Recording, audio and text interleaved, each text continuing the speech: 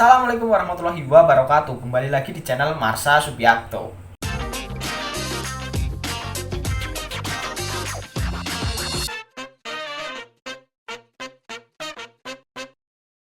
Pada kesempatan kali ini kita akan kembali membahas informasi menarik.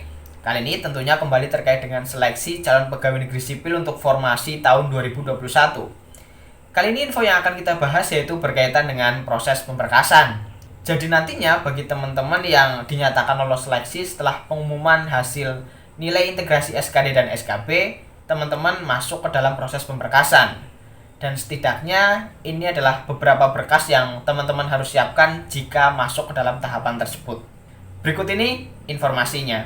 Oke, bismillahirrahmanirrahim, langsung saja kita mulai. Jadi ini adalah berkas yang setidaknya harus teman-teman siapkan pada saat proses pemberkasan nantinya. Jadi yang pertama tentunya adalah surat lamaran. Ini ditujukan kepada misal daftar di instansi pemerintah daerah provinsi, ditujukan kepada gubernur.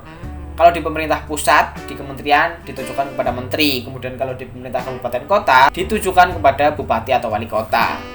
Kemudian yang kedua yaitu surat pernyataan 10 tahun. Jadi di dalam surat ini teman-teman menerangkan bahwa teman-teman bersedia untuk mengabdi selama minimal 10 tahun dan tidak mengajukan pindah ke instansi lain. Kemudian yang ketiga adalah SKCK atau surat keterangan catatan kepolisian. Dan ini harus dibuat di Polres tempat, tidak boleh di Polsek. Kemudian selanjutnya yaitu formulir foto. Jadi teman-teman harus menyiapkan foto berlatar belakang merah dengan ukuran 4x6 sebanyak 6 lembar. Dan tentunya nantinya ada ketentuan tersendiri dari masing-masing instansi. Selanjutnya yang kelima yaitu ijazah dan transkrip nilai. Ini juga penting dan wajib disertakan. Selanjutnya yaitu berkas yang dilampirkan atau diupload saat seleksi administrasi. Ini beda-beda tiap instansi, biasanya ada yang mempersyaratkan ini dan mungkin juga ada yang tidak. Selanjutnya yaitu daftar riwayat hidup. Jadi nantinya teman-teman setelah tahu pengumuman hasil nilai integrasi SKD dan SKB dan teman-teman dinyatakan lolos, teman-teman akan mengisi daftar riwayat hidup di akun SSCASN teman-teman. Nantinya daftar riwayat hidup tersebut harus dicetak dan kemudian dilampirkan untuk proses pemberkasan.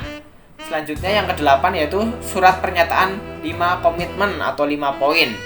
Jadi 5 poin atau 5 komitmen ini tertuang dalam peraturan PKN nomor 14 tahun 2018.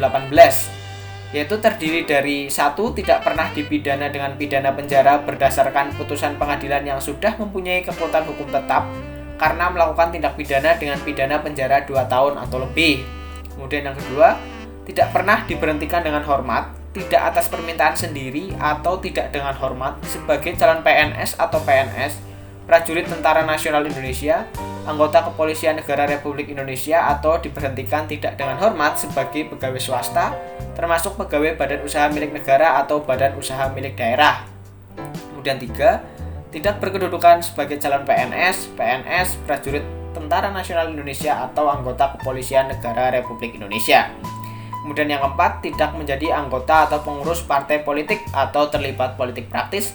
Dan 5, bersedia ditempatkan di seluruh wilayah negara kesatuan Republik Indonesia atau negara lain yang ditentukan oleh instansi pemerintah. Jadi nantinya untuk surat pernyataan ini ada formatnya sendiri. Jadi teman-teman tinggal cetak kemudian isi biodata teman-teman. Jadi contoh surat pernyataannya adalah seperti ini.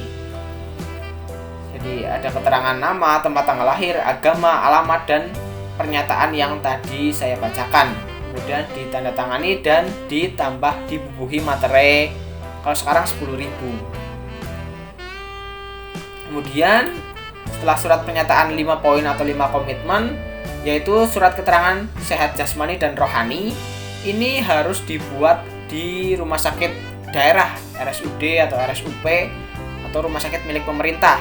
Jadi dokter yang tanda tangan di surat keterangan tersebut adalah dokter yang harus mempunyai NIP atau dokter PNS.